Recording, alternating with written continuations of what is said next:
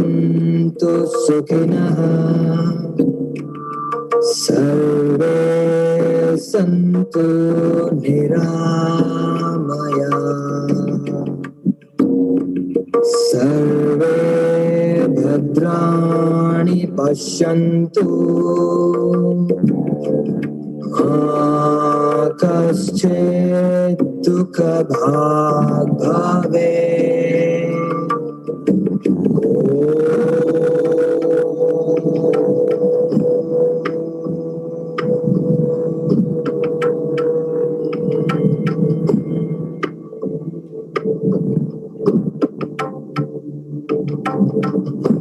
शान्तिः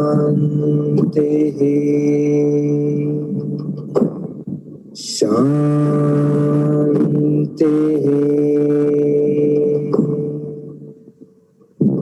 शान्तिः।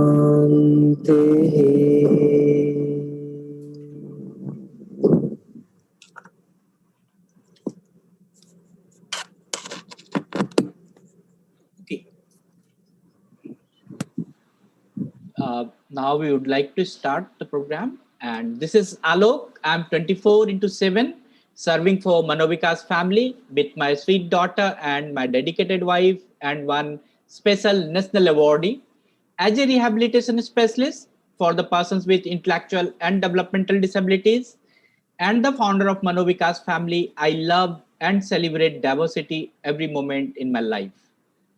Welcome to 65th episode of Mashwara. Our commitment should be to make sure every child has every rights. So 30 years ago, the United Nations General Assembly adopted the Conventions on the Rights of Child. This is a hopeful spirit around the world, and the convention has since become the most widely ratified human rights treaty in the history. So in these 3 decades,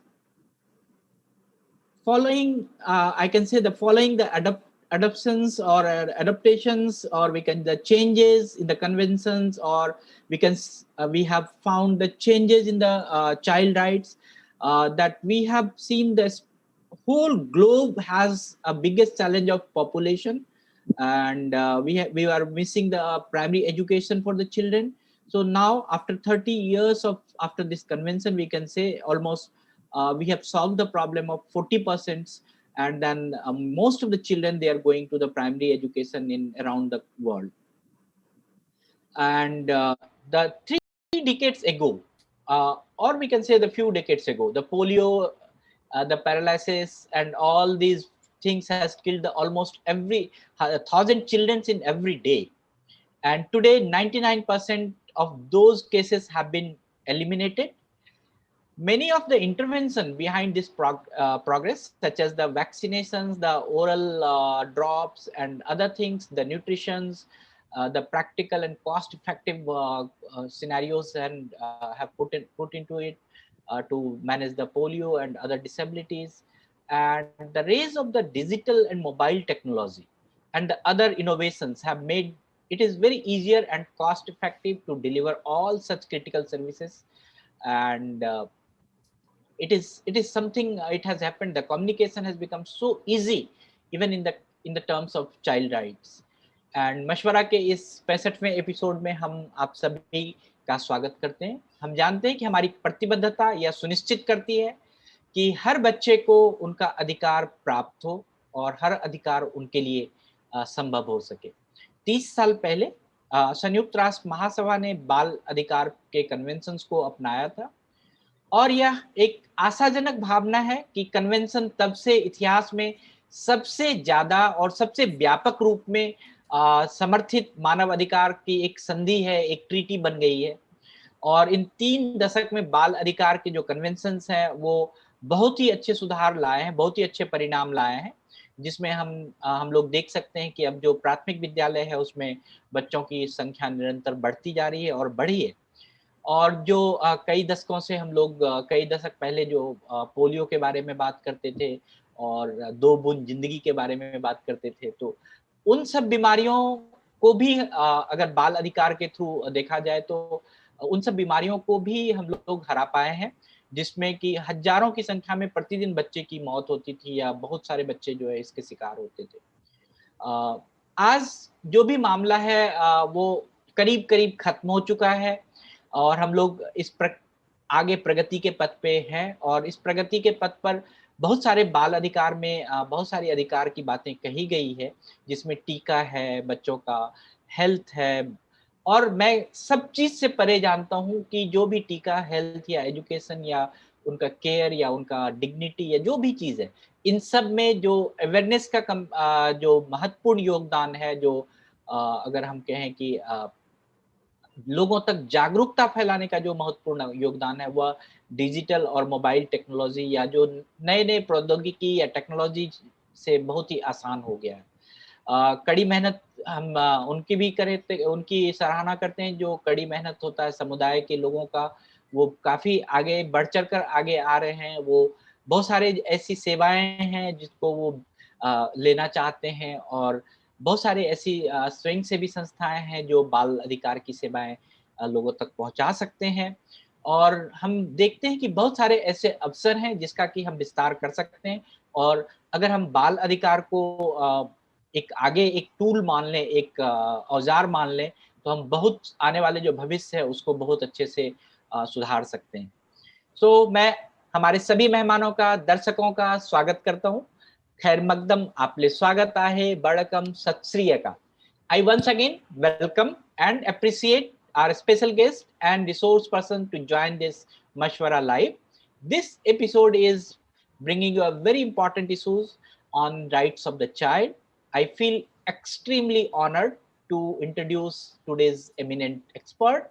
And today we are very much fortunate and we are proud that we have with us Sri Bikram Srivastav ji. We welcome you, sir. He is the human rights lawyer and he is based in the Delhi and NCR in India, and he is the founder of Independent Thought, and this is a national human rights organization working towards equity, justice, and mutual respect with the focus of on the child rights and other laws. Bikram sir has over decades experience and extensive experience, I can say. He has the national and international experience on the human rights issues, and he led the Independent Thoughts, which litigate on the major issues. I will also request you, sir, कि कुछ आप जो PIL किया, जो भी litigations से कुछ बाल अधिकार के बारे में जो भी काम किया, उसके बारे में भी आप जरूर आज हमारे दर्शकों को बताइएगा. He is working for the children and communities in India. So we welcome you, sir, and this is our privilege that you are here. And we would like to inform our audience that we have with us Rakhi Ramola in sign language interpretation. So anybody has any need of sign language, please visit her window. Sir, Bikram sir.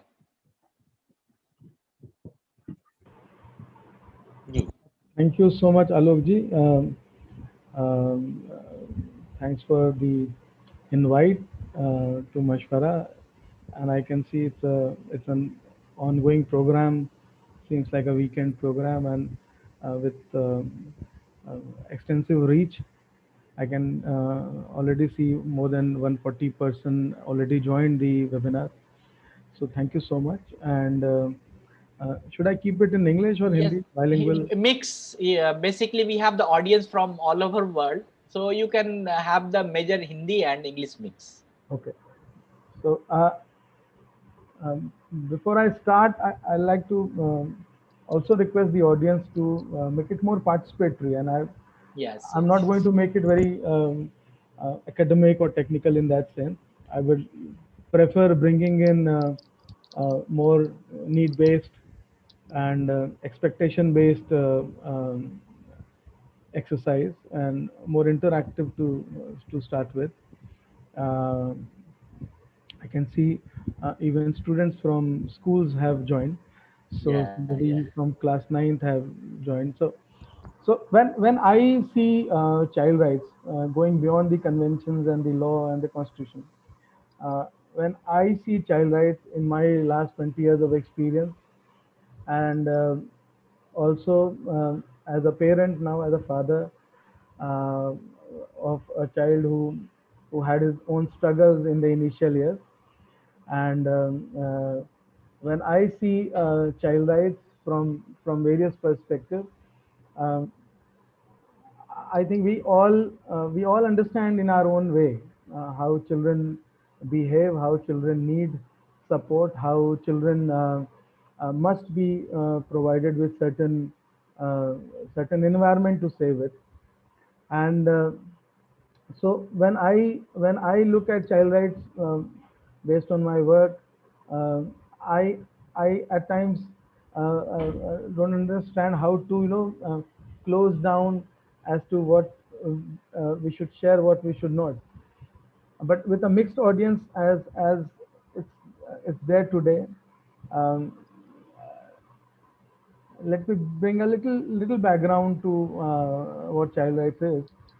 And we all know that we have nation states, and we have UN as the global body where all the nation states are party to, and every nation comes with their own rules and regulation.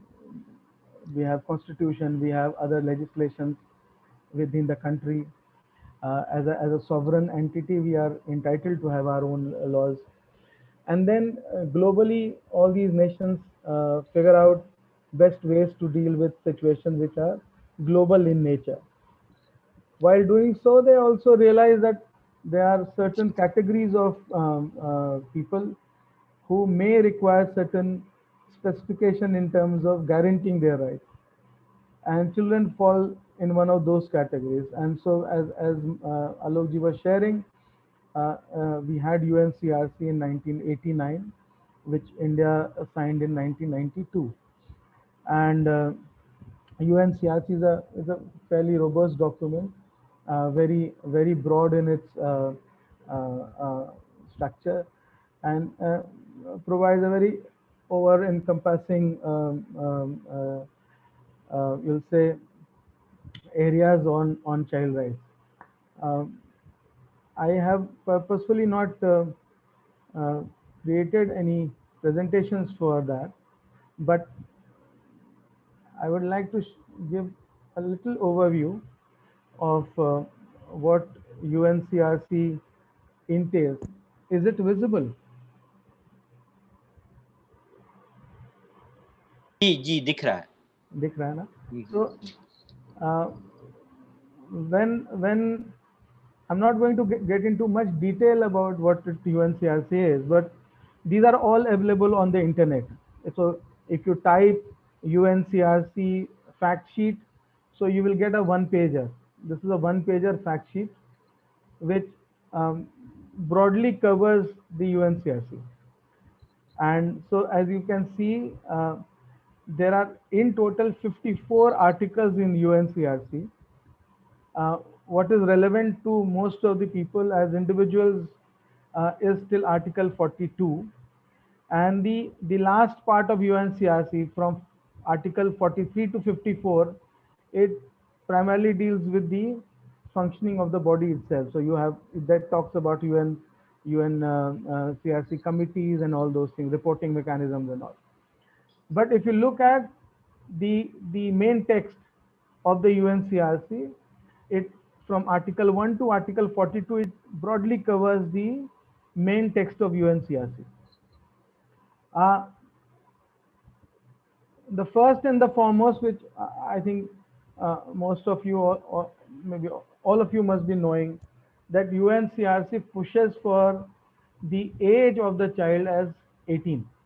So this is the first very important thrust of the UNCRC, a global kind of a global call that we must look at persons below the age of 18 years as children. Now, this age itself is very controversial when it comes to India. When we look at the Indian legal system, even the constitution, and various other legislation, the schemes by the government, we will find there are a lot of variance when we talk about the age of a child. So just for example, I'm saying like Article 21A, which talks about right to education, is very specific, that children there means person between the age of 6 to 14. Uh, Similarly, if you look at, the new Child and Adolescent Labor Act, it is very clear that it only talks about children within the definition of below 14 years. And beyond 14, they have coined a new category called adolescent. Now, the word adolescent is again something which varies from legislation to legislation.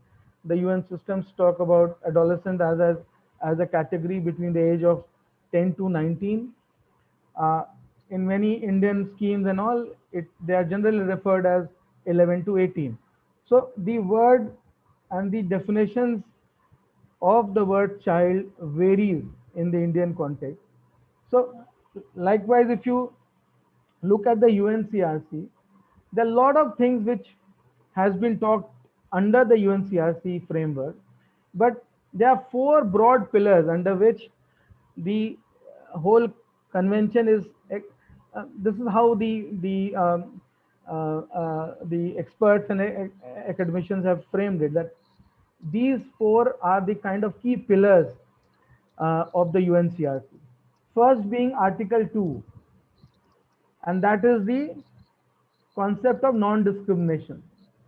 And if I can read through the convention's language, the convention applies to every child without discrimination, whether their ethnicity, gender, religion, language, ability, or any other status, whatever they think or say, whatever their family background be.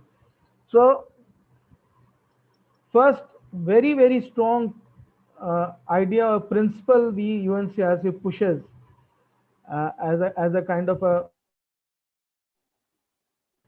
for ensuring and recognizing child rights is the idea of non-discrimination. So how we bring out that non-discrimination part in our day-to-day life, in other legislations, and it's very clearly also talks about the ability aspect of a child. So Manovikas works on children with special abilities. So how we we must not discriminate one, but also create means and provisions where inclusiveness becomes a reality, and how we can broaden that whole aspect of inclusion within the uh, working model, or even the legislative framework, is something which remains a challenge at all levels, and we can talk more about it when we move forward. The other very important aspect that UNCRC pushes is this whole idea of best interest of the child. Now, this best interest of the child is a very clear but also a very vague concept. There are a lot of studies which people keep doing on this whole idea of best interest of the child. Uh, who will decide uh, what is best for the child or not? How much say a child will have? How much say the parents will have? How much interference the state can have? These are all kind of both converging and conflicting ideas, which the best interest concept brings in.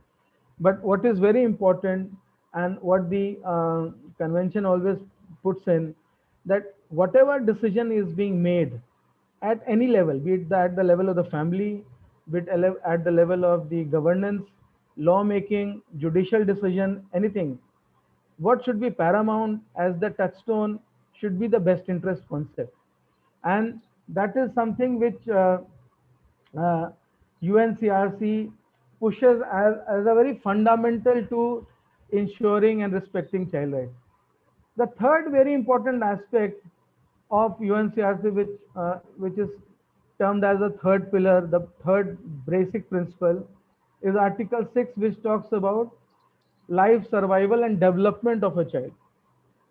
So we all know the whole discussion about rights, the whole idea of ensuring and realization of rights completely depends on the survival and development of a child. If the a child is unfortunately not even able to survive in a situation, then all the talks about their rights becomes meaningless. So it becomes very, very important, and that's the reason why it's pushed also as one of the very core pillar of child rights, is the issue of the survival and development of a child, that without which there is no uh, chance of pushing the rights of the child concept with the other articles talked about. And finally, the fourth pillar, very strong pillar, which globally people are struggling to work upon and understand even, and we all are struggling at the level of the family, is the Article 12, which talks about the respect for the views of the child. So, how much we are able to give space to children, listen to their views, uh, accommodate their ideas in our decision making, and especially when it comes to UNCRC, it's very clear that whenever it comes to decisions and things which are purely concerning children, their views must be taken, their views must be respected. Now, all these four broad aspects of child rights are the kind of core principles of UNCRC. Now, there in the 42 articles of the UNCRC, there are a lot of other things which has been written. If you download and look at this document, you will find freedom of expression, freedom of thought, belief, and religion, freedom of association, freedom, right to privacy, access to information, parental responsibilities, protection from violence, abuse, and neglect, uh, rights of minority and indigenous groups. So there are lot many rights which has been mentioned, including right to leisure, right to play, right to sleep, everything. Now, the leading child rights organization, be it UNICEF or Save the Children, what they have done based on their own experience, they have categorized these uh, list of rights and boxed them into larger four categories. And those four categories are basically right to survival, which includes and entails things like, right to life, right to healthy living, right to health services, basic nutrition, and so on. Then the second right, which is categorized as right to development. Again, development here includes both mental and physical development, and obviously includes right to education. The third very important right, which is the categorized right, is right to protection. So anything which can lead to harm of a child, physical, mental, sexual, all these fall under this category of right to protection. And finally, very important but very less explored area is the whole right of participation. And this right to participation becomes more critical when we talk of children with special needs, children who are in some way not able to, express or engage the way the mainstream society functions. So broadly, these are the four categories of rights where UNCRC work upon. I will encourage people to, download this document. It's a one pager. You can find very easily on the Google by typing UNCRC fact sheet, and you will find a one pager PDF. I will encourage people that you must, you know, download, keep a printout, have a good reading for better understanding. The other document, which is again very important for today, I'm not an expert on this subject. There are people who have vast experience on a person with disabilities, but I thought it's a good time to share this small, again a one pager. Now again, this is easily available on the UN website, and that uh, the the UNCRPD came in existence on in the year 2006, And the if you look at the articles, if you look at the way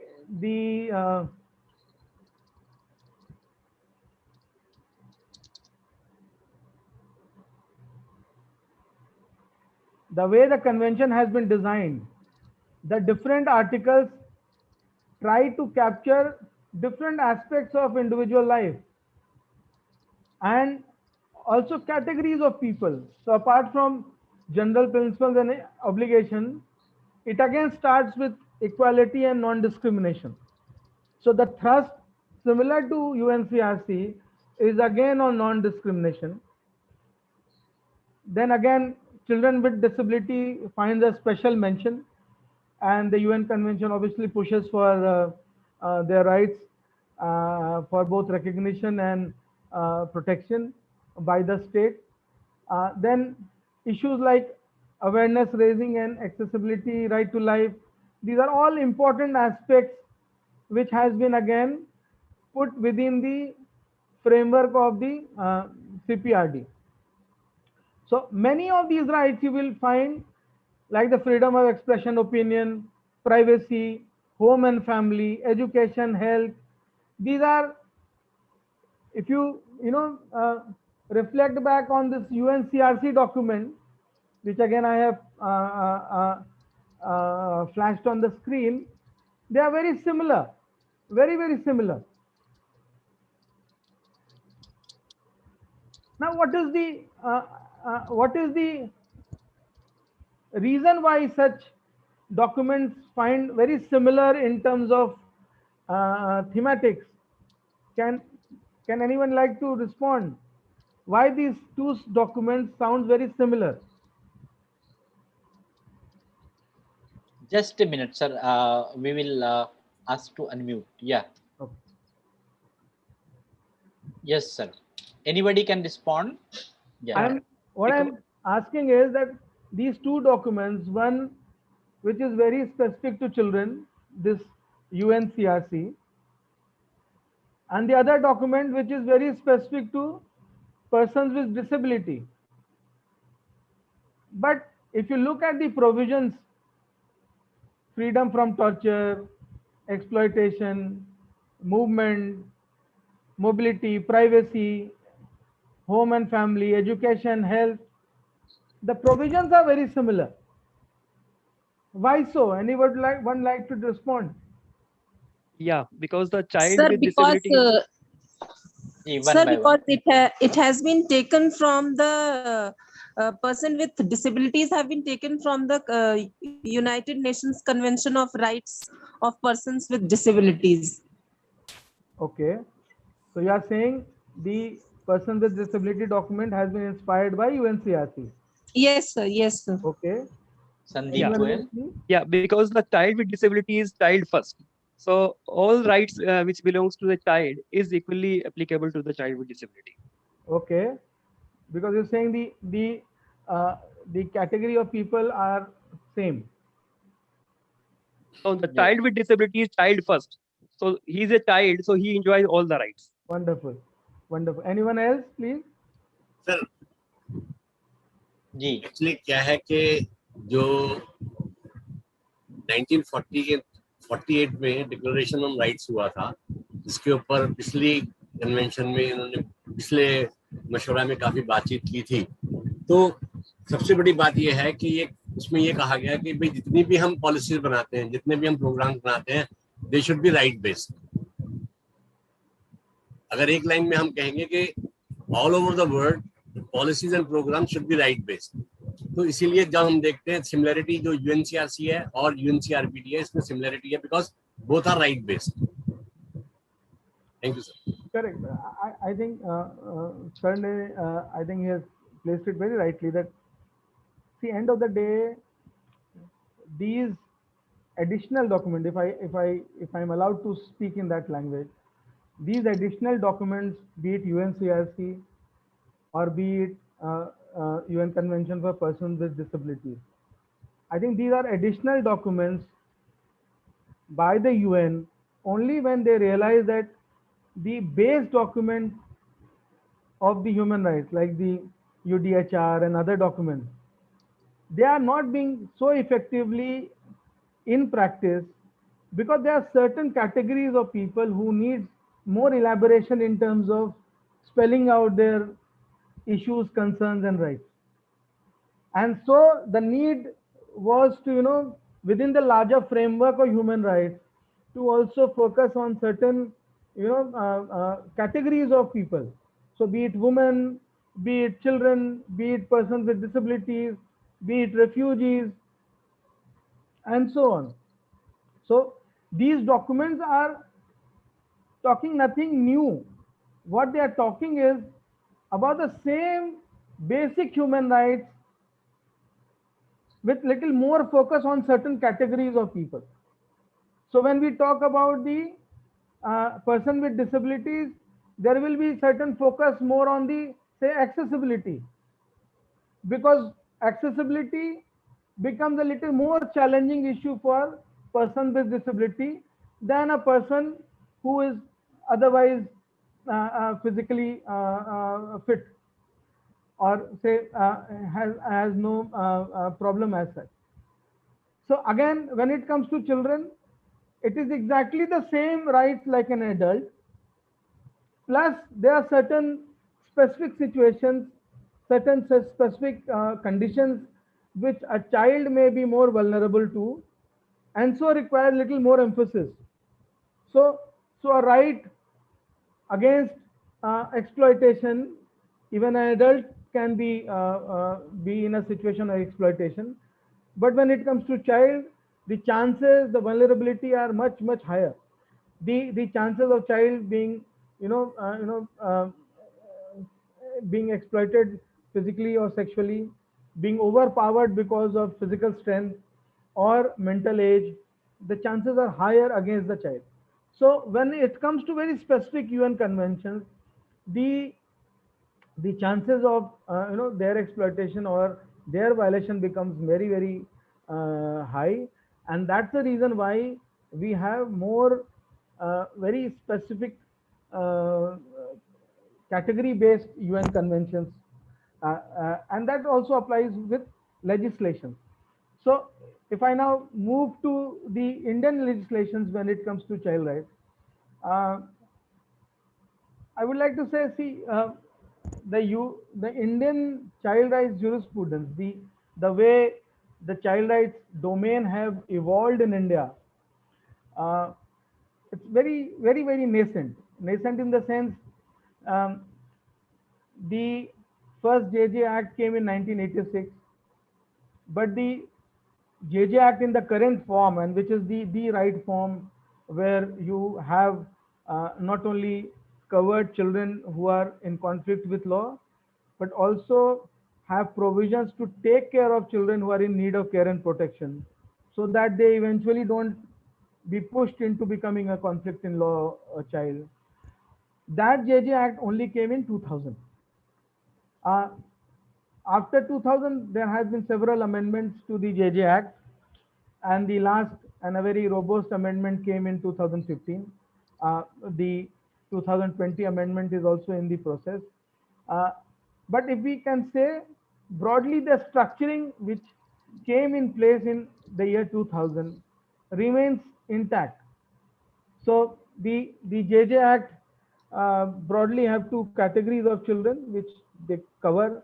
One is children in need of care and protection, which covers all kinds of children who are uh, somewhere not being taken care, or are in neglect, or have parents who are not able to take care of them, or are without parents, or are in any situation or of vulnerability where uh, they need support of the state. So government is expected to intervene in situations where children are in not the right situation. So those are the children who are uh, categorized as children in need of care and protection. There's a long list of children who are categorized as CNCP, and even that is not exhaustive list. But broadly, if I can say, children who are without family, children victims of disaster, children who are or on the street without homes, children with very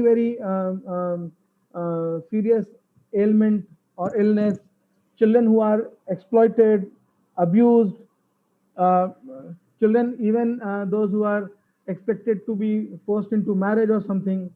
So these are children, just a small list I'm sharing, are under category of children in need of care. Even children who are victim of some violence, so there might be child labor victims, children who are exploited, even in school, corporal punishments are also part of the CNCP category. Then the other category under the JJ Act is your CECL, the child in conflict with law.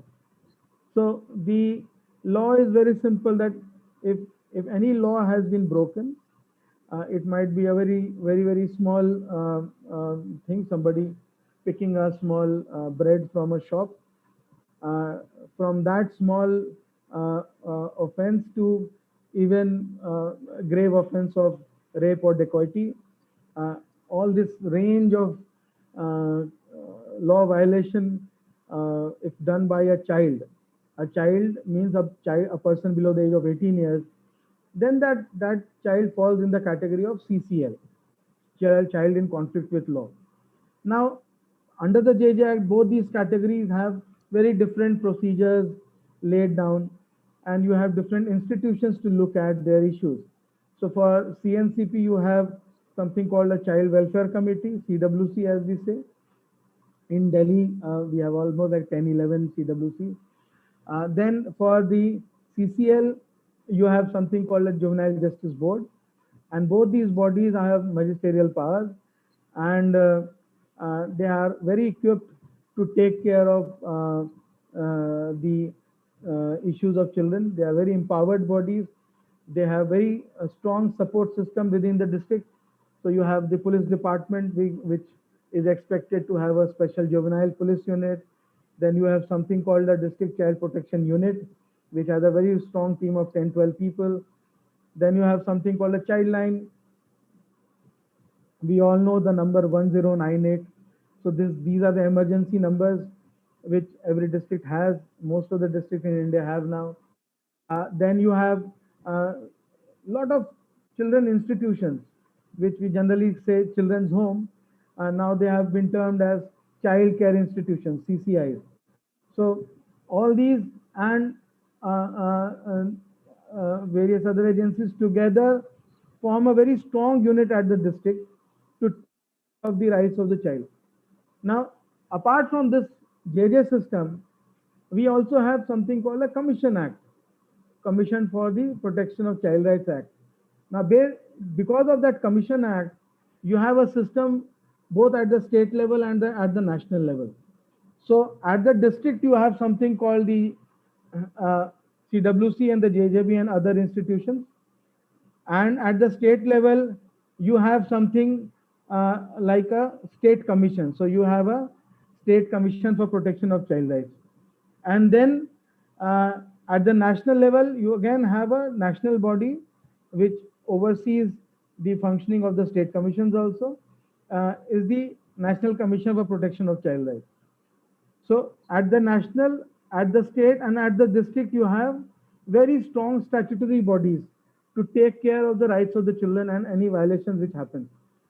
Then you have something called an ICPS, Integrated Child Protection Scheme, which not only kind of provides the resources for the functioning of the JJ system, but also expands the JJ system and strengthens the structure at the village and the panchayat levels. So under the ICPS and JJ Act read together, you have something called a village level child protection committee. So you have a small group of people coming together as a child protection committee at the village level.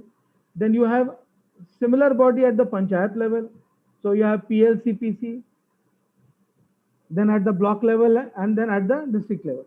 Now all these child protection committees at the village and the block and the panchayat have people who are generally expected to know about the situation of that area and also have some engagement with children. So at the village level child protection committee or at the panchayat level child protection committee, you have people from the school. So you have principal as one of the members, you have the panchayat head, you have ward members, then you have the Anganwadi workers.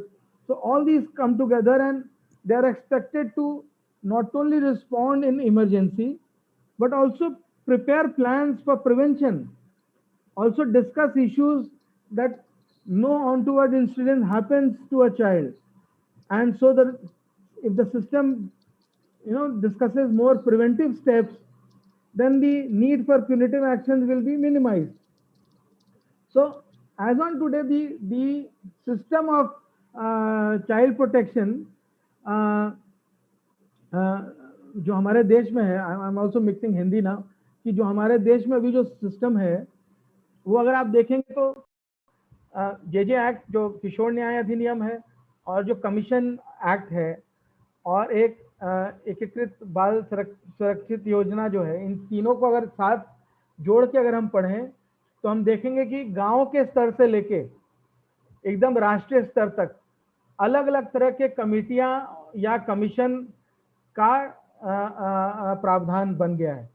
तो गांव स्तर पर भी आपकी एक बाल सुरक्षा समिति की बात होती है, पंचायत स्तर पर भी बात होती है, और उसी तरह से जिले में हम लोग भी बात कर रहे थे कि बाल कल्याण समिति और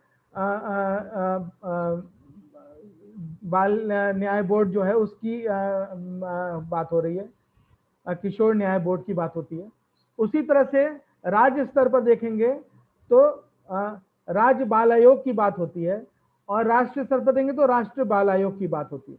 तो अगर आप देखें तो जो ढांचा, जो एक स्ट्रक्चर बन रहा है अभी हमारे देश में, जो बना हुआ है, जिसको शायद और बेहतर क्रियान्वयन करने की जरूरत है, उसको और मजबूती प्रदान करने की जरूरत है।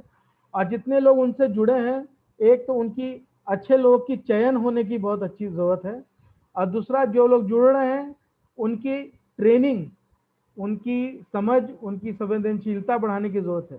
इसलिए अगर आप देखेंगे तो किशोर न्याय अधिनियम जो है जे एक्ट में है, वहां पर एक प्रावधान है कि जिस भी लोगों का चयन होता है कमिटियों में, उनकी 60 दिन के अंदर में उनकी ट्रेनिंग हो जानी चाहिए कानून के ऊपर, ताकि उनकी समझ भी बन सके और उनकी एक बच्चों के प्रति संवेदनशीलता भी बन सके। सो पहला तो सही व्यक्ति का चयन, चाहे वो महिला हो या पुरुष हो। दूसरा, उनकी ट्रेनिंग, उनकी एक समझ विकसित करना, उनकी एक सोच विकसित करना बच्चों के मुद्दों पर और बाकी सिस्टम्स के बारे में। एंड तीसरा, कैसे उसकी क्वालिटी इंश्योर की जाए, कि कैसे गुणवत्ता हम बच्चों के कार्यों में, बच्चों के जो साथ जब इंगेज कर रहे हैं तो गुणवत्ता कैसे इंश्योर की जाए। और गुणवत्ता जब मैं बोलता हूं तो मैं इसमें निहित समझ रहा हूं कि संसाधन बहुत बड़ा इसमें एक आयाम है इसमें। So one is appointment of the right people in these committees and commission. Second, it is very important that they are immediately trained and oriented on child rights, both legislative part, governance part, even in terms of sensitivity, even in terms of basic skills to handle child rights and children. And third is very important is the quality aspect, both in terms of functioning, and when I say quality, I am including the resource part of it. बिना संसाधन के, बिना resources के, it's not possible to have quality in services. So this is where many a times we are lacking in terms of resource, both in terms of the amount of payment we are paying to the people who are working on child rights, who are part of the child rights governance system, the payments made to social workers, the payment made to outreach workers, counselors, legal officers under the ICPS, under Childline, under the JJ system. Many times these are very, very low as compared to other services. And what it leads to, we don't get the right people, we don't get the right skill to handle children issues. And so resources become very important. So again, I'm repeating, one is selection of right people, training orientation, quality, ensuring quality that includes resources, And fourth is very important, is the monitoring. Now, you must have heard about lot of goof ups and misdeeds happening in childcare institutions, and it's because the system is not monitoring, the system is not responding well. And first three things becomes important when I'm talking about the fourth. Monitoring is not happening because maybe you don't have the right people, or you don't have the right resource, or the people are not oriented well. So the monitoring aspect is equally important, because we must understand we are dealing with children who many a times, or say most of the time, are not able to express their issues, are not able to access the higher authorities, are not able to convey what misdeeds are happening to them. So information and news about children being sexually abused in homes, or beaten, even leading to fatal accidents, uh, low quality in terms of services, food, lack of convergence, and all those things. So these are all issues of lack of monitoring, and also serious issues of quality.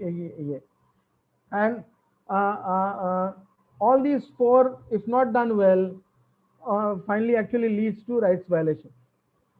So जो हम देखते हैं कि हमारे यहाँ ढांचा तो बन गया है, बट जब तक हम क्वालिटी को इंश्योर नहीं करेंगे, और क्वालिटी के साथ साथ अगर हम मॉनिटरिंग, मतलब चीज़ों का मूल्यांकन, या जो एक निरंतर जो उसकी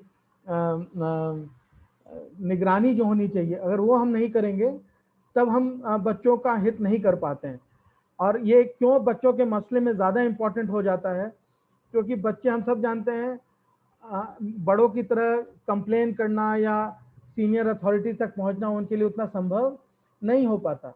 बहुत समय जो कल्चर ऑफ साइलेंस है, उनको चुप रहना ही उनकी एक समझिए कि उनकी एक बिहेवियर होती है। उनको अगर सही तरीके से इंगेज नहीं किया गया तो वो शायद बोल भी नहीं पाते कि उनका प्रॉब्लम क्या है या उनके साथ क्या हो रहा है। एंड यही एक रीज़न है जो हम सब जानते हैं, खासकर जो डिसेबिलिटी के इश्यूज पर काम करते हैं लोग, कि ये बहुत बड़ा कारण है कि इस तरह के बच्चे, चाहे कम उम्र के हों या जो कन्वे नहीं कर पाते अपने बातों को, इनके साथ चांसेस ऑफ एक्सप्लॉयटेशन बहुत ही हाई होता है। तो कैसे हम बच्चों को इंगेज करें, ये भी एक स्किल इशू है। एंड इसीलिए मैंने उस समय जब 4 पॉइंट बोला, उसमें मैंने ये बोला कि जो लोग जुड़ रहे हैं पूरे सिस्टम के साथ, उनकी स्किल डेवलपमेंट, उनकी स्किल मैपिंग, ये बहुत ही क्रिटिकल इशू है। मुझे जितना मनोविकास के बारे में मालूम है कि स्किल डेवलपमेंट, बच्चे का इश्यूज आइडेंटिफाई करना, इवन उनकी हुनर को आइडेंटिफाई करना भी एक स्किल है, कि हम किस बच्चे को किस हुनर से और भी आगे ले जा सकते हैं, उसके लिए एवेन्यूज क्रिएट कर सकते हैं, उनके लिए और गुंजाइश क्रिएट कर सकते हैं। ये सारे स्किल्ड बेस्ड वर्क हैं, ये सबके बस का नहीं है। तो सिमिलरली जब हम चाइल्ड राइट के बाकी आयाम में भी काम करते हैं, तो ये it's a skilled work, and getting skilled people on low salary, come salary में फिर स्किल्ड लोग आपको मिलेंगे नहीं, एंड देन फिर आपको दिक्कत होगा। तो ये एक तो ढांचा हो गया। और फिर 2000 के बाद आप देखेंगे तो बहुत सारे कानून आए हैं देश में जो बच्चों के हित को सोच के आए हैं। तो 2005 में कमीशन एक्ट आया, जिसके ऊपर हम लोग की बात हो गई।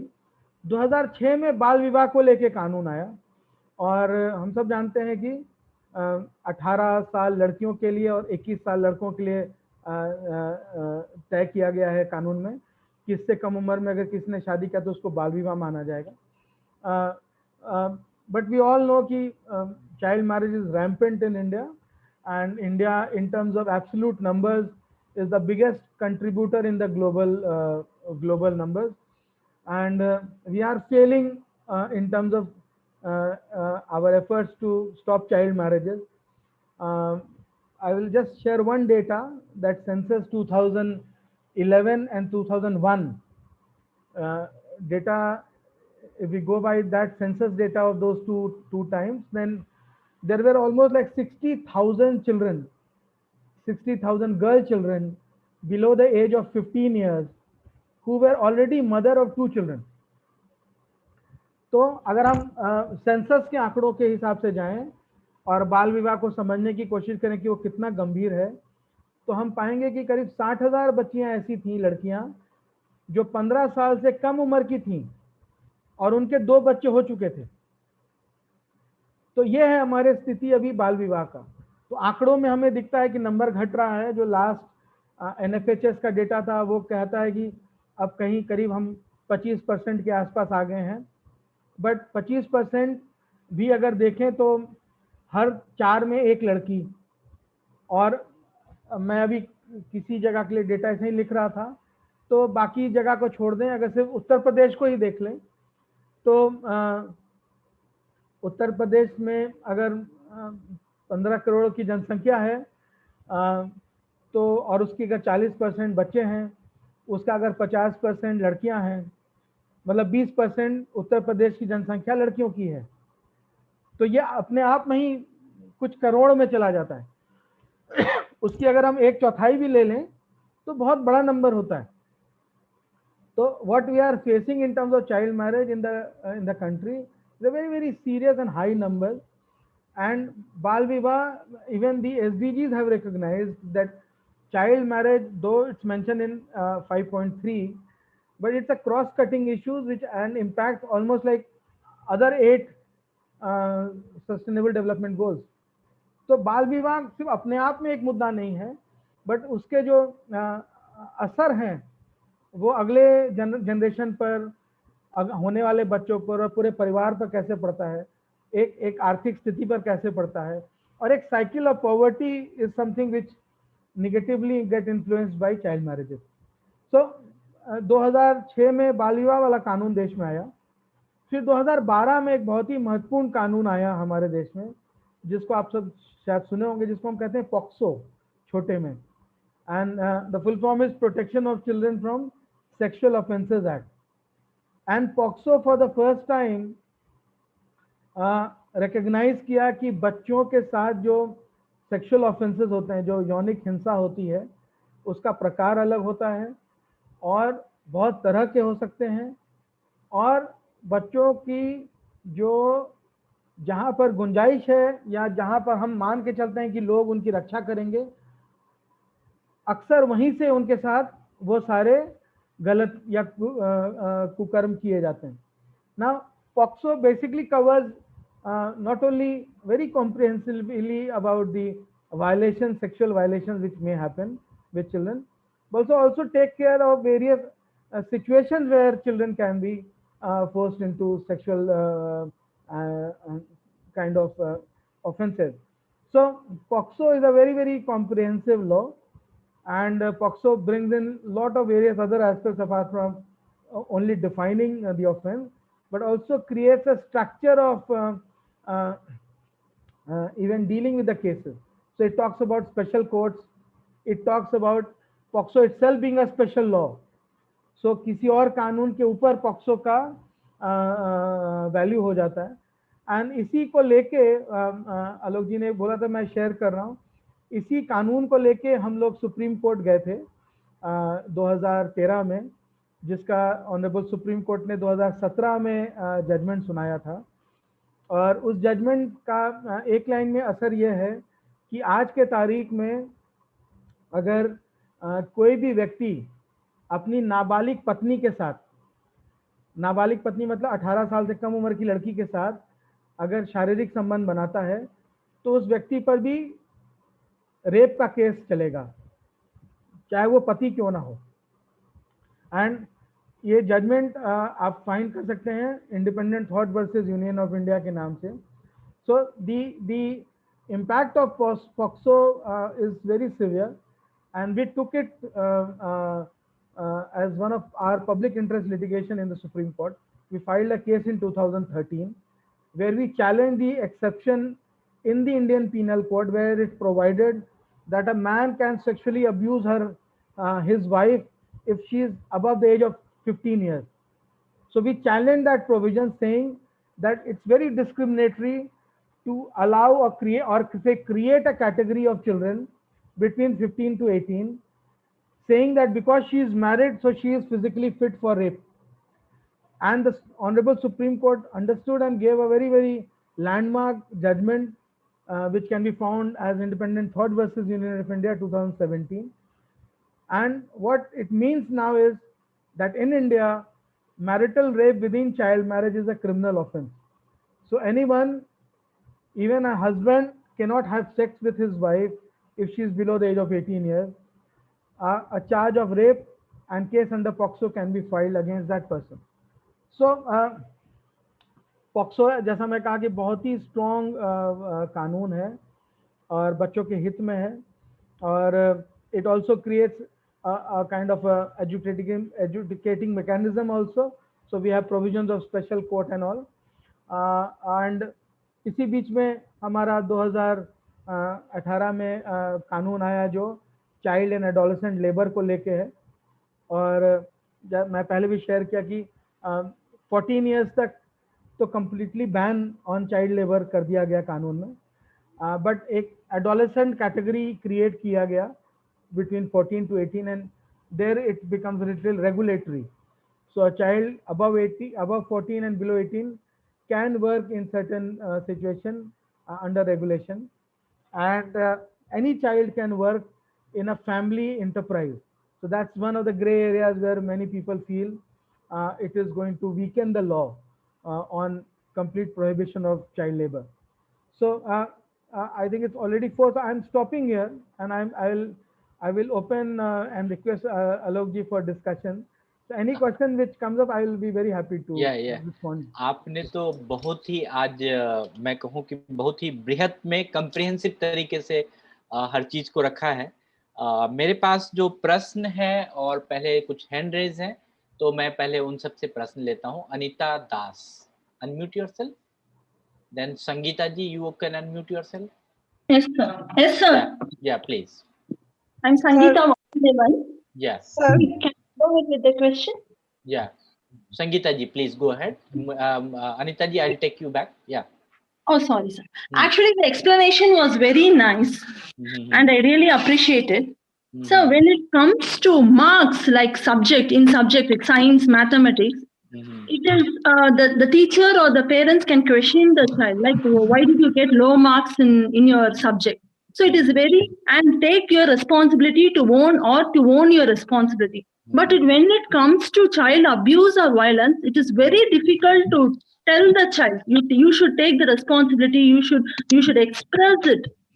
So how are we going to educate the child, sir? Because as some points are covered, it is very nice, but the child should be given a proper education in terms of safe touch and unsafe touch. Because the child should not feel, this is my humble opinion, to express my opinion, this is a platform. Thank you very much. And the child should not feel that, oh, I'll get highlighted, or I'll be left out, or other children will look down at me if I express about my abuse, even if I feel very unsafe or insecure at home, even from the paternal side or maternal side. There can be supplements for the foods and nutrients, but there can't be a supplement home other than the parental home. So I request that there should be a separate committee to monitor the child at school or residential area at regular basis. So thank you very much. This is my humble opinion. Thank you. I think जो हमारा state commission है, they are responsible in the education. RTE में भी responsible है child rights में. या please sir, क्योंकि आप तो रहे हैं उन सब उसमें, प्लीज थोड़ा सा हाईलाइट कर दीजिए. मतलब is there any question or it was question, it was suggestion also. Suggestion and suggestion, sir. Opinion, yeah. Opinion is I'll have two things. One, this whole village child protection committee, let me talk the lowest committee. Now this village child protection committee, that is the primary role to engage with parents, educate parents, community, and ensure a very protective environment. Now for urban areas, you also have very similar to village child protection committee, you have something called a ward level committees also. Now let me take it a little further as a suggestion. Now we live in urban areas, in societies, in colonies, in multi-story societies and all, nobody stops us from forming our own committees. So if say I am living in a colony which has say 1000 flats, so obviously that 1000 flats can together bring a small committee in the same structure what is provided in the statute, and then work on ensuring that the society is a very, very protective place.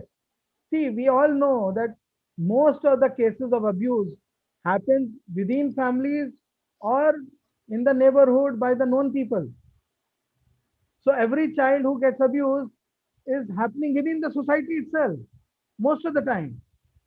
So how we can, as a community, as a society, not always banking on the system provided by the government, but we as a society, how we can create a little more protective environment through our own efforts. I think I failed to mention one more thing, that in all these committees at the village level, even children are part of these committees. They are also members. So how we can, and if you ask me, not every time it's advisable to, to allow interference of the state in your family or private space also at times.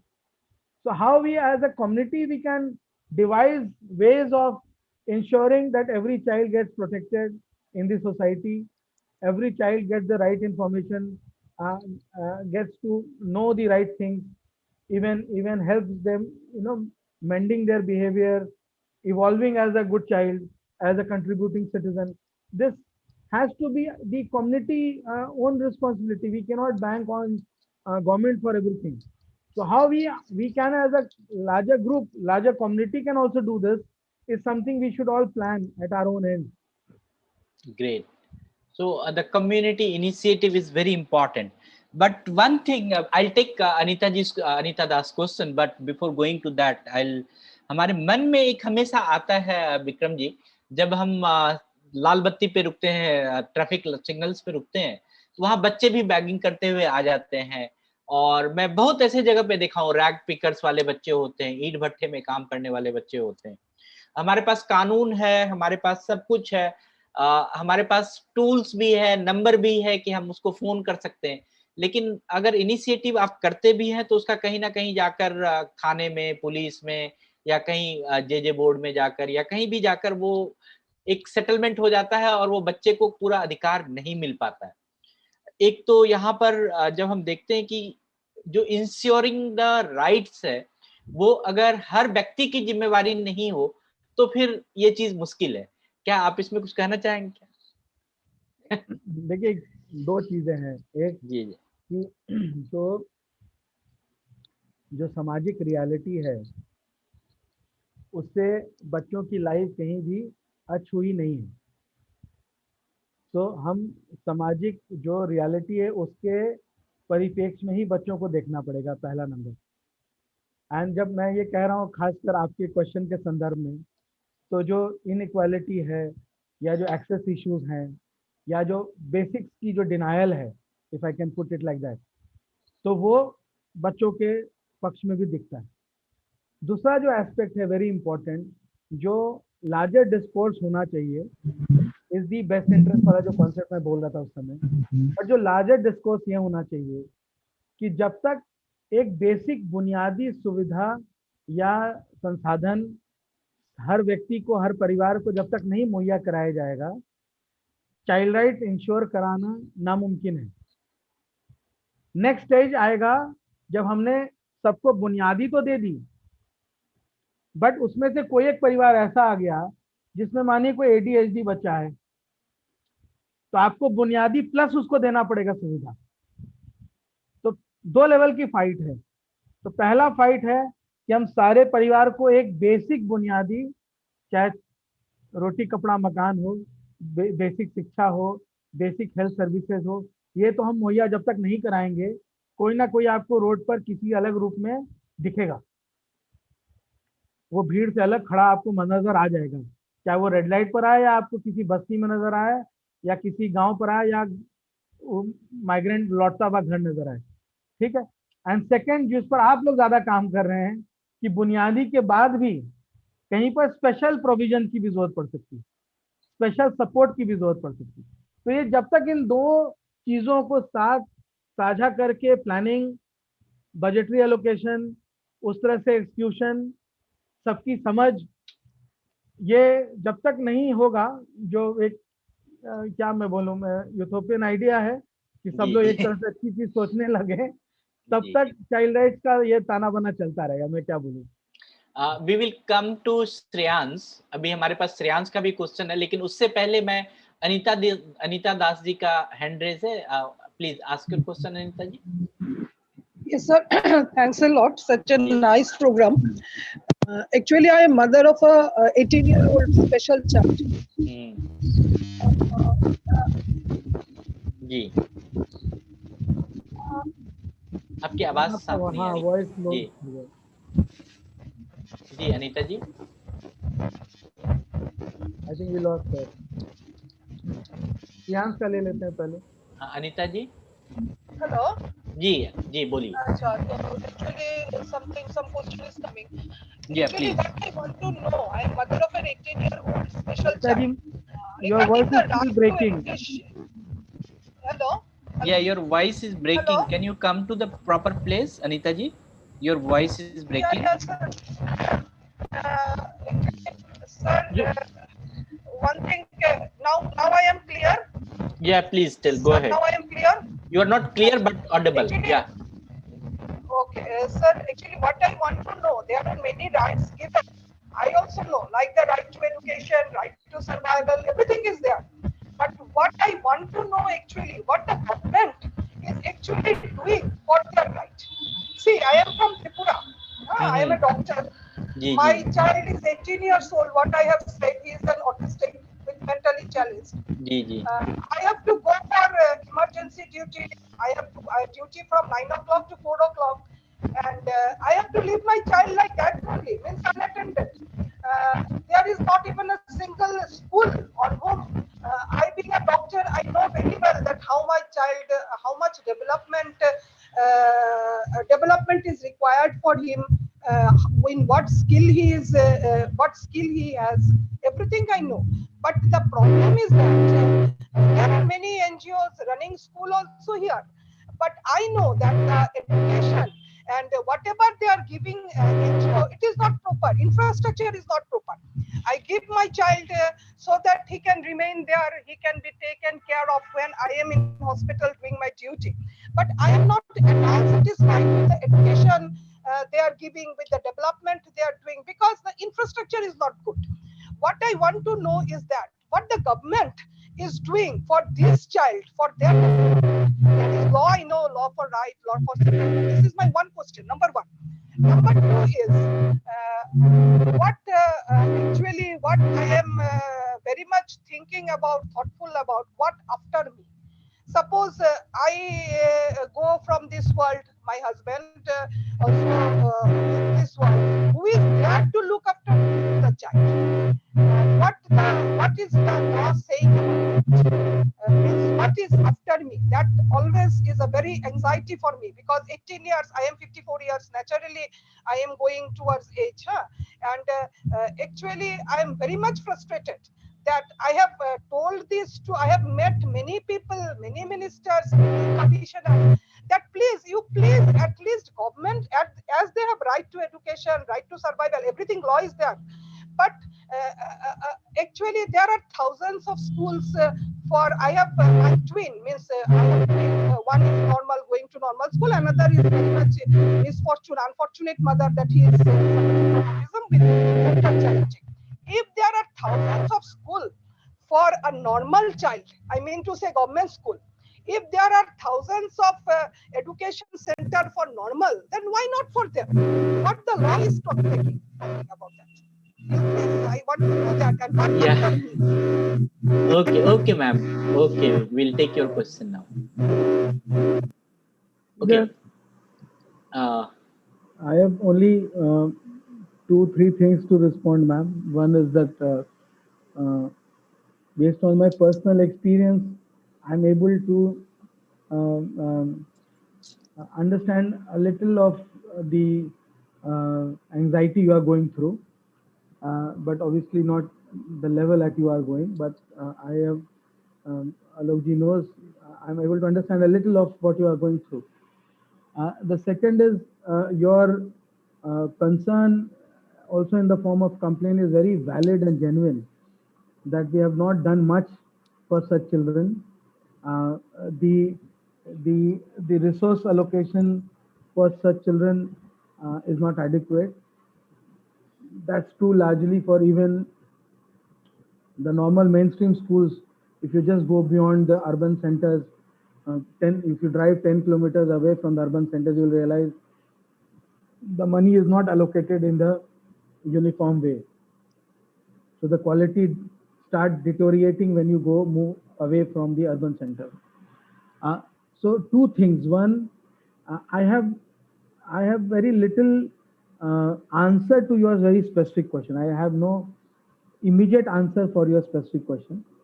But the second aspect I want to put it, and I am leaving it for your consideration.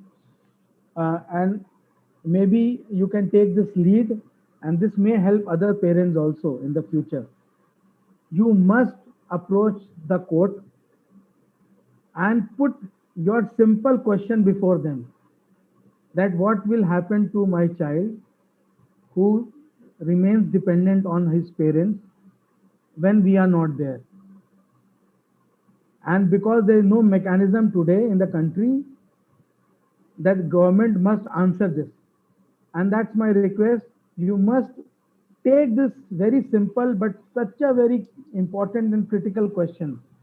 You must approach the High Court, and if you need any help with regard to that, we will be very happy to support. But I think you must take this lead, and it may open doors for many parents of who are in similar situation as you are. Thank you. Okay, Dr. Anita Das ji, very valid question. We appreciate.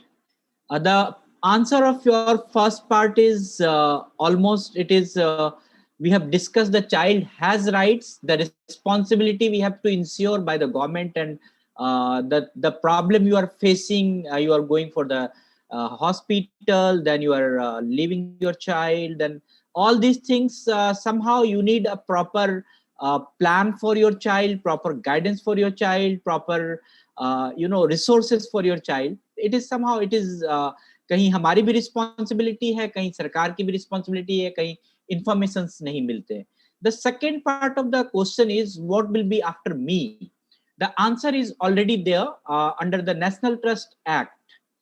There is a provision of legal guardianship, and even under the RPD Act, Rights of Persons with Disability Act, there is a provision of legal guardianship.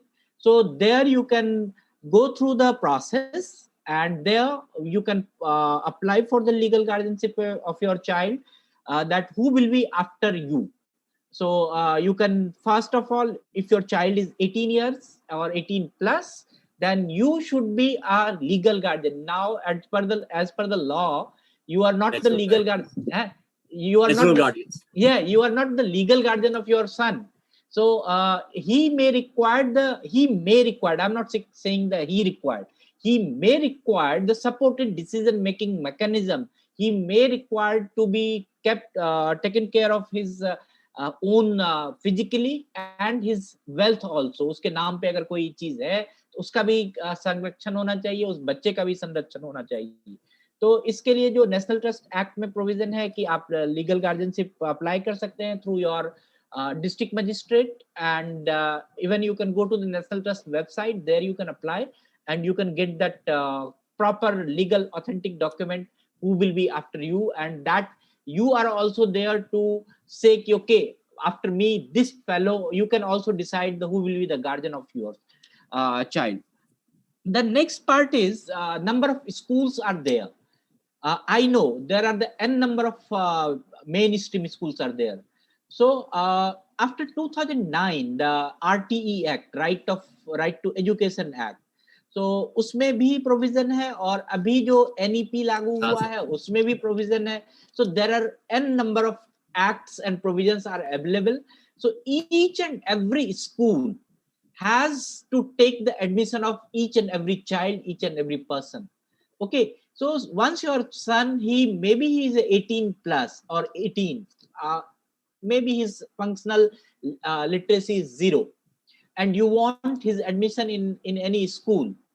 So maybe I'm saying it कि हो सकता है ये एक सोच हो, philosophical मान सकते हैं, लेकिन हमारे एक्ट में, संविधान में लिखा हुआ है कि हम किसी भी स्कूल में जाएंगे, उसके एज अप्रोप्रिएट एजुकेशन के लिए अगर डिमांड करेंगे तो उसको वो स्कूल वाला नकार नहीं सकता, और वो स्कूल वाले की जिम्मेवारी होगी कि उसके लिए प्रॉपर प्रोविजंस मेड आउट करे, उसके लिए प्रॉपर टीचर रखे, उसके लिए सारा चीज करे. तो क्या होता है कि हम कानून को कभी कभी समझते हैं, जानते हैं, हम उससे फाइट नहीं कर पाते, या फिर हम प्रॉपर जगह पर उसके बारे में बोल नहीं पाते. तो अगर हम खास करके जो बच्चे 18 साल से नीचे हैं, 14 साल से नीचे हैं, जो प्राइमरी एजुकेशन में जा सकते हैं, मैं कभी नहीं कहूंगा कि उसको आप स्पेशल स्कूल में पढ़ाइए. You go to any mainstream school, you go to any inclusive school and ask them for the admission. The school cannot deny. और CBSE का प्रॉपर, अगर वो CBSE एफिलिएटेड स्कूल है तो उसका प्रॉपर ये है कि उसका जो रजिस्ट्रेशन है दैट कैन बी कैंसिल्ड.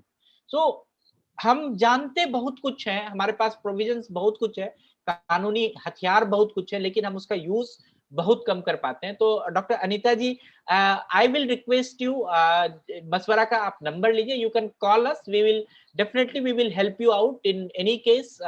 कभी भी ऐसा लगता है that we can support you. Shreyansh sir ji, Alok ji Manolia के बारे में बता दीजिएगा. हाँ, मनोलिया आपने छोड़ दिया. yes, and also ma'am, she can create one. She can create one. Yeah. And your regarding your son, the National Trust has given the provisions of National Trust is the one act which is looking after these 4 disabilities: the autism, cerebral palsy, intellectual disability, and multiple disabilities. And there is they have sanctioned the many schemes, many projects around the country.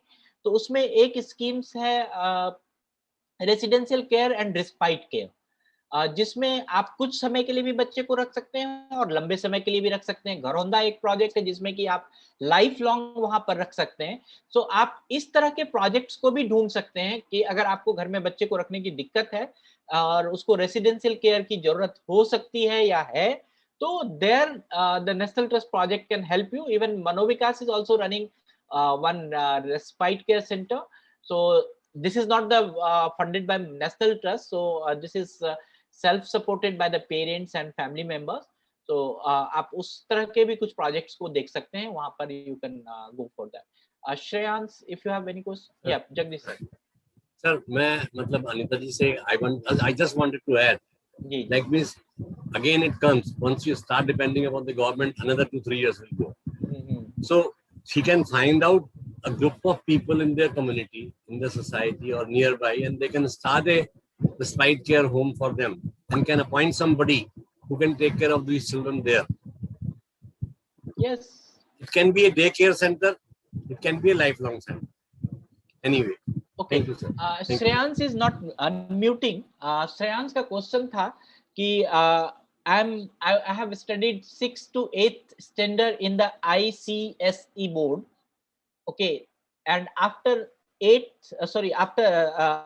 means from 9th and 10th onwards, the school and everybody has given the pressure the child with special needs, or we can say कि he needs the special facilities. कि उनको ये कह दिया गया कि maths भारी होगा ICSE बोर्ड में, आपका साइंस भारी होगा, इसलिए you can't go take that things and you go for the state board.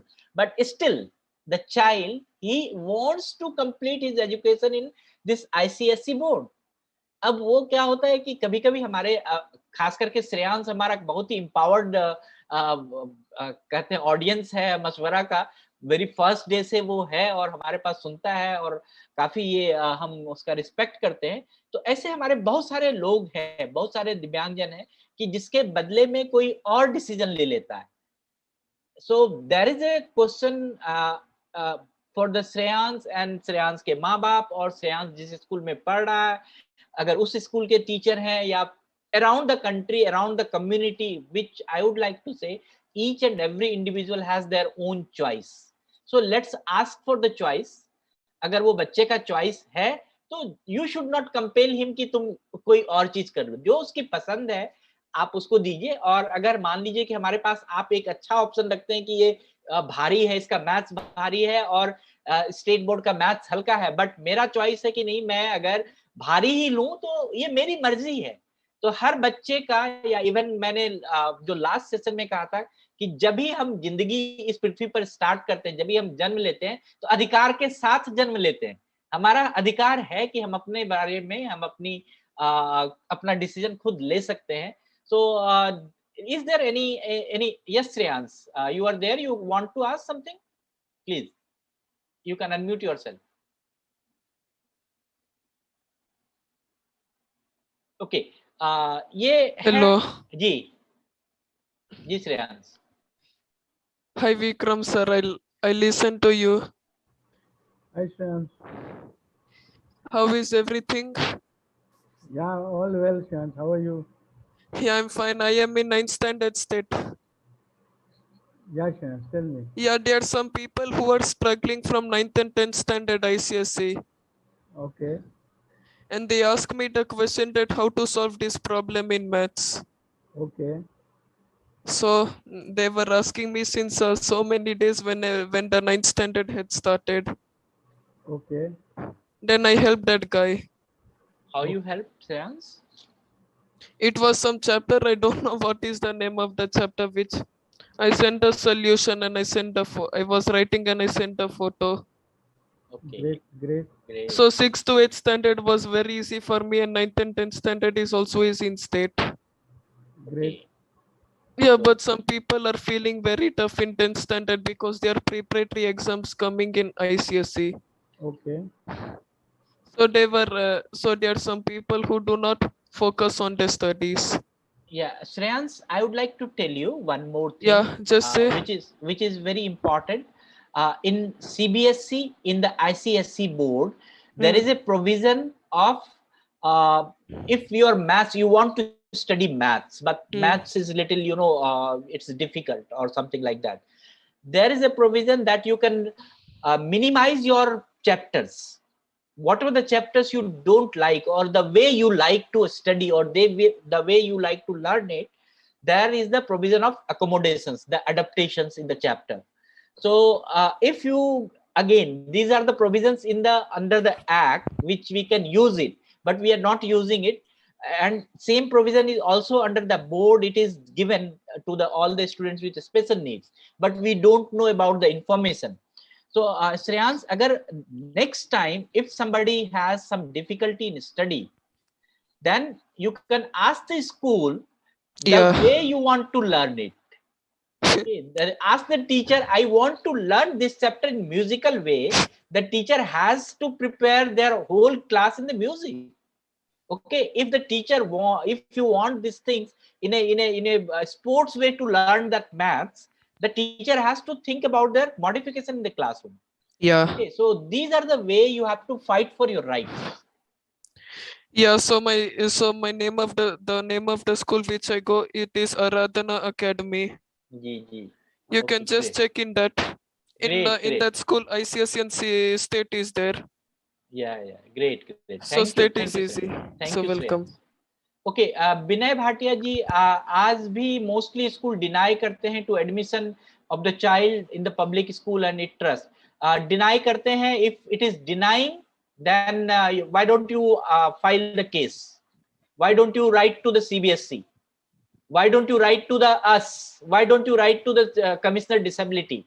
If you write it, वो स्कूल वाला भूल जाएगा दोबारा से जो है कि किसी बच्चे को डिनाई करना. हम लोगों ने बहुत सारे स्कूल से, I'll just tell you here, we are working since 1997 and 2000 we had sent the first kids from Mano Vikas to the public school. It was very easy. वो क्योंकि हमारे स्कूल वाले से दोस्ती थी इसलिए आसानी से हो गया. और 5 साल के बाद हमारे पास एक के बदले में 20-25 बच्चे निकलने लगे हर साल स्कूल जाने के लिए. तो फिर 20-25 बच्चों का एडमिशन बहुत ही डिस्टर्बिंग था हमारे लिए. We were not able to give the admission into the mainstream school because there was no law.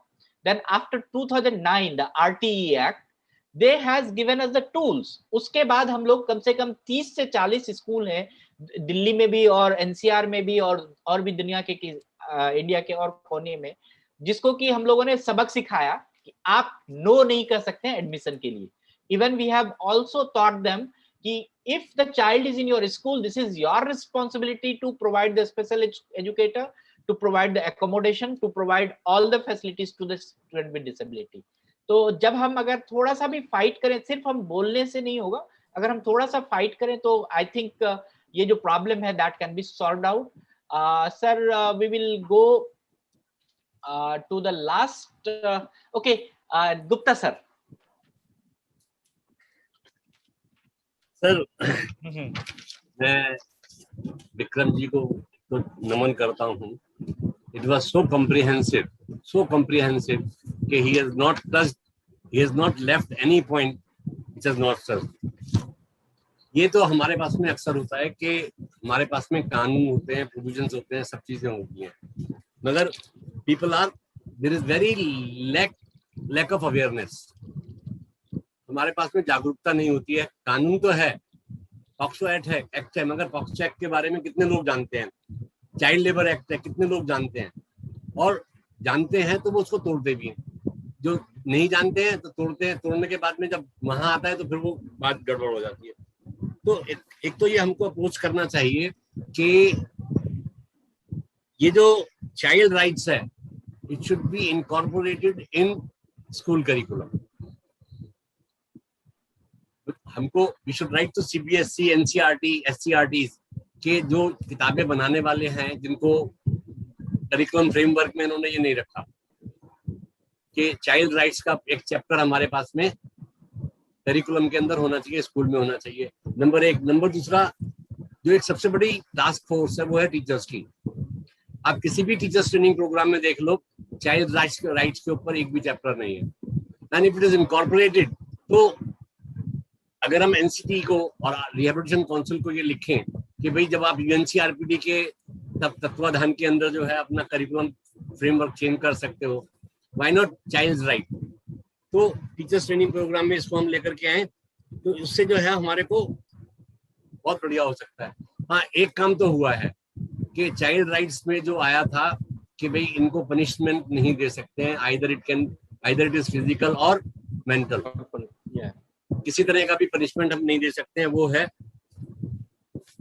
अभी जो बात हो रही थी ना कि वो एजुकेशन पॉलिसी 1986 में आई थी, 86 में जो पॉलिसी आई थी उसमें, और एक विभाग को मिलेनियम डिक्लेरेशन था जिसके अंदर यूनिवर्सलाइजेशन ऑफ प्राइमरी एजुकेशन किया गया। तो उसमें स्पेशली मेंशन किया गया कि children with mild and moderate, after giving them proper devices, assisted devices, they should be placed in regular school. और ऐसे बच्चे जो सिवियर परफॉर्म कैटेगरीज में आते हैं उनको सेपरेट क्लासेस में हमको तैयार किया जाए, and they should be integrated in the mainstream as and when at इस level they are fit in. और आरटीई एक्ट भी ये कहता है कि जो बच्चे स्कूल में नहीं गए हैं, अभी जो बात कर रही थी वो 18 साल के बच्चे की, जो बच्चे स्कूल में नहीं गए हैं, they have to take them and have extra classes so that he completes the primary education। तो सर ने तो बहुत बढ़िया बातें करी हैं। एक चाइल्ड लेबर है जिसके अंदर प्रोटेक्शन ऑफ रेगुलेशन 86 में आया था। बॉन्डेड लेबर एक्ट के अंदर सर जो होता है कि मैं बॉन्डेड लेबर हूं तो मेरे बाद में मेरे बच्चे, उनके बच्चे, वो बॉन्डेड लेबर हमारे पास चलती जाती हैं। और एक फैक्ट्रीज एक्ट, अगर हम देखें जो साउथ के अंदर हमारी जो ये फायरवर्क्स की फैक्ट्रीज हैं, वहां पर ज्यादातर बच्चे काम करते हैं और उनकी क्या बुरी हालत होती है। They are underpaid, overwork, unhygienic conditions होती हैं, सफोकेशन होता है, और वो वहां, क्योंकि ये सारे काम सरकार से छुपा करके करने पड़ते हैं उनको। तो उसके लिए सबसे बड़ा काम जो है वो यही है कि we should create awareness. And thanks to you कि आपने प्रोग्राम यहाँ पर 2 रखे बैक टू बैक, एक ह्यूमन राइट्स के ऊपर, दूसरा चाइल्ड राइट्स के ऊपर। तो इससे काफी अवेयरनेस क्रिएट हुई है। and I think we'll need some more programs like this. Thank you very much. Yeah, thank you, sir. Thank you. Great, sir. This is somehow we can say कि rights के बारे में बात करते हैं, हम लोग डिसेबिलिटी वाले हैं तो हम लोग डिसेबिलिटी राइट्स ही बोल के छोड़ देते हैं, तो हम कॉमन जो मेजर राइट्स है उसको कहीं ना कहीं भूल जाते हैं. तो इसलिए मेरे दिमाग में आया, why don't we ask the in general rights, we should ask in the very broader rights for the children, rights for the everyone, and even we will think about the rights for the women, rights for the all these things. So हम लोग आने वाले सत्र में जरूर जोड़ेंगे. So thank you very much, and before I say thanks, I would like to say here that we are coming once again on Saturday, May 15th at 3 p.m. जी sir. Sir ये जो आप जो बात कर रहे हैं ना कि हम डिसेबिलिटीज की बात करते हैं, डिसेबिलिटी एक्ट 99 ये हमारा जो आया नहीं आरपीडी एक्ट आया 2016 जी जी, तो ये it is in addition to the present rights. जो प्रेजेंट कानून है, जो हमारे ऑलरेडी कानून है, आईपीसी एक्ट है या जो भी हमारे एक्ट यहाँ पर हैं, उनको ये सपोर्ट करता है कि वो अधिकार तो हमारे पास में है ही है, वो कानून तो उन कानूनों की तो शरण में जा ही सकते हैं. ये हमारे को एडिशनल सपोर्ट देते हैं, चाहे वो यूएनसीआरपीटी है, चाहे चाइल्ड राइट है, चाहे जो भी हम डिसेबिलिटीज के एक्ट कहें, वो हमारे को एक्स्ट्रा सपोर्ट देती है. तो a person with disability is not away from the original rights. Yes, जो हमारे को कॉन्स्टिट्यूशन देता है या जो हमारे एक्ट बनाए गए हैं वो देते हैं, वो तो हमारे को मिलते ही मिलते हैं. दीज आर एडिशनल, क्योंकि वहां पर अगर किसी की अनदेखी होती है तो इसके अंदर उसको हम कवर कर सकते हैं. जी, thank you sir. Thank you sir. Okay, there is a one hand raised. This is last. I'll take this question. Okay, Oshima. Yeah. जी. Good evening sir. Good evening sir, very nice session. Sir मैं बस एक point बोलना चाहूंगी. जी जी. Sir अभी sir बोल रहे थे कि हमारे टीचिंग ट्रेनिंग प्रोग्राम में एक पेपर या कुछ प्रोग्राम ऐसे होने चाहिए जिसमें चाइल्ड के राइट्स के ऊपर बताया जाए. तो सर मैं सर को बोलना चाहूंगी कि सर जैसे मैं बीएड सेमेस्टर 4 में हूँ और आईडी से मैं कर रही हूँ, तो सर हमारा पूरा एक पेपर है जिसमें हमें राइट्स के बारे में बताया गया है, जिसमें UNCRPD, national trust act, RPWD act, RTA act, ये सारे एक्ट हमें पहले से ही बताए गए हैं. बट यही है सर कि जो प्रोविजन है बुक्स में, उनको रियल प्रैक्टिकल लाइफ में लाना थोड़ा मुश्किल हो जाता है. तो सर ये चीजें हैं हमारे टीचिंग प्रोग्राम में. सर यही बोलना चाहती थी. नहीं, सर का जो कहना था वो ओशमा जी, ओशमा जी आपने जो बात कही वो बहुत अच्छी है, बहुत अच्छी बात है कि जो बीएड के अंदर पेपर है उसके अंदर बहुत सारी चीजें हैं. ह्यूमन राइट्स एक्ट 1948 है, यूएनसीआरपीटी है, सारे हैं. हम यहाँ एक्ट्स की बात नहीं कर रहे हैं कि चाइल्ड राइट्स के ऊपर यूएनसीआरपीसी किसने बढ़ाया हमारे को. Commission of rights of protection of rights with child right जो इंडिया में हुआ 2005 के अंदर, वो किसने बढ़ाया हमारे को. तो यहाँ पर मैंने सिर्फ चाइल्ड राइट की बात करी कि चाइल्ड राइट को promote, there is no sensitisation and awareness about child right. Child rights के ऊपर जो हमारे एक्ट्स हैं उनके बारे में सेंसिटाइजेशन बिल्कुल है ही नहीं, संवेदनशीलता है ही नहीं, अवेयरनेस जानकारी है ही नहीं. तो अगर हम जिस तरीके से ये यूएनसीआरपीडी या जो हमने एक्ट्स अपने भी नाम लिए, उसके अलावा भी और बहुत सारे एक्ट हैं बीएड के अंदर, तो बहुत सारे एक्ट हैं, कम से कम 10-12 एक्ट्स हैं जिनके बारे में हम बात करते हैं. तो चाइल्ड राइट्स क्यों नहीं रखा गया उसके ऊपर. Yes, great. Manoj, you want to say something? You have unmuted yourself. Manoj, आपको कुछ कहना है? नहीं. Okay. How are you? कैसे हैं आप? ठीक है, fine. Manoj, he is the board member of Manovikas, our governing board member. So welcome you, Manoj, and thank you for joining us. Before I say thanks, Vikram ji आपको कुछ कहना है? Final words, final comments? Nothing. Thank you. Okay, great. So we are coming once again on May 15th at 3 p.m. and we know that COVID is spreading, and stay safe. Everyone must have the fundamental commitment which पिछले मैं कई हफ्ता से बोल रहा हूँ. सो आप अपना कमिटमेंट इंटैक्ट रखिए, आप बोलिए और अपने आप को इस चीज में महसूस कीजिए और इसको फॉलो कीजिए। I will not get infected. आप अपनी सुरक्षा खुद करिए और इसके लिए आपको जो भी you want to do any responsible behaviour, you can save yourself और make it happen that you should not be infected. तो इसके लिए आप बहुत ही अपने आप को सेफ रखिए, सुरक्षित रखिए। So thank you very much. आप अपनी मौलिक प्रतिबद्धता को जो है कि जारी रखिए कि हम इन्फेक्टेड नहीं होंगे।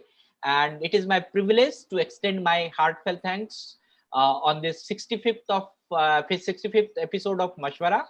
I, on behalf of Mashwara team and Manovika's family and the entire fraternity of the institution, first of all, I extend my most sincere thanks to Almighty God. And on my own behalf, I extend very heartfelt thanks to Sri Bikram Srivastava ji for providing this technical expertise. And our heartfelt thanks to you for accepting our invitation. मैं पता था आप आज जम्मू जाने वाले थे और मैंने आपको रोका कि नहीं जाइए और फिर आप इधर आइए। So thank you very much. And we know I thought और मनोविकास का संबंध बहुत पुराना है, हमारा आपका संबंध बहुत पुराना है। We count on it. So our deepest sense of appreciation for your wonderful presentation and everything. Thank you, sir. And big thanks to Gupta sir for your kind guidance, able guidance and mentoring. So Manovika's family means a lot. So thank you very much. And we thanks to Nimezji Desai sir for looking after Manovika's family and guiding us.